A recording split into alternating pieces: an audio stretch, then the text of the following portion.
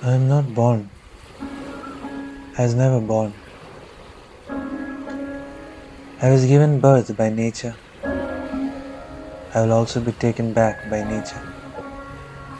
Nature pushed me out, nature pulls me back.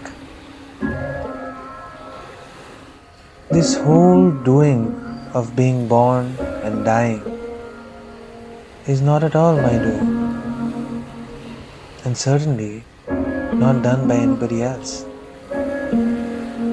It will be arrogant to say, I gave you birth, because it's not true.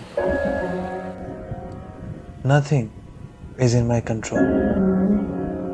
Can a wave say, I'll create the next wave, or I will go there and not here? Well, it can, if the wave forgets that it is part of the ocean itself.